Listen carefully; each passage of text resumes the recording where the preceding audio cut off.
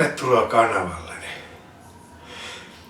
Taiteilijaelämä on, niin kuin Ismo Alankokin se laulaa, aika makeeta, mutta ei oo. En tiedä. Apurahat juoksee nopeammin kuin rokkari rauhustaa. Näin hän aikoinaan sanoi. No, joka tapauksessa tässä tullaan tähän aiheeseen, miksi tässä olen.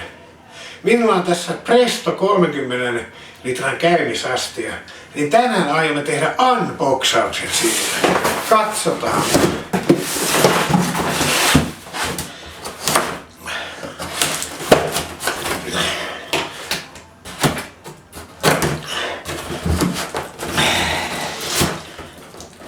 Kun mä saan paketin auki täällä, niin katsotaan mitä täällä löytyy.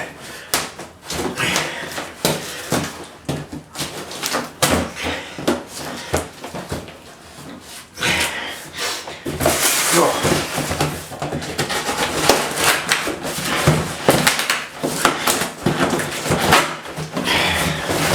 No niin, nyt päästään asian ytimeen. Tässä se nyt on.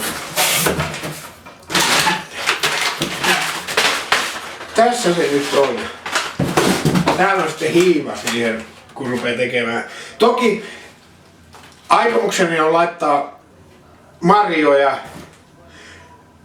Olen kelannut, että se voisi olla kova ratkaisu. Pakasten marjoja. Muussa kun ne on pakkas, hedelmäpussi tai marjapussi, mikä se on. Se tonne astiaan. Sitten kun on, ne siinä sulaessa niistä. En tiedä, pitää kokeilla. Mutta joka tapauksessa kun unboxataan kivipönttöä, niin tässä se nyt on. Ja vesilukko on varmaan täällä sisällä. Ettei se... tämäkin on...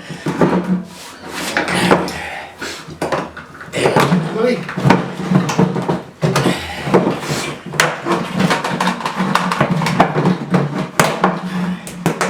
Ja täällä on vesilukko. Tämä on hirveän tärkeä, koska alkoholia tehdessä hiivan ei saisi tulla hapen kanssa hirveästi.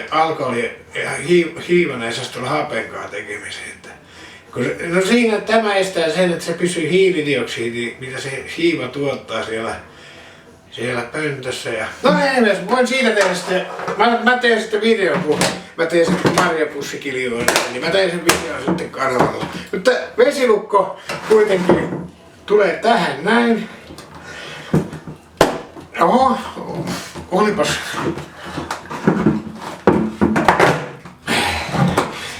Ei tiivisti pysynyt paikalla.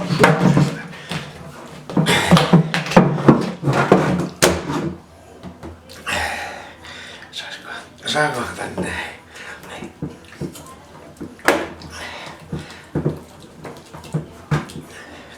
Tarpeeksi tiivis. No niin, nyt voin tehdä sitten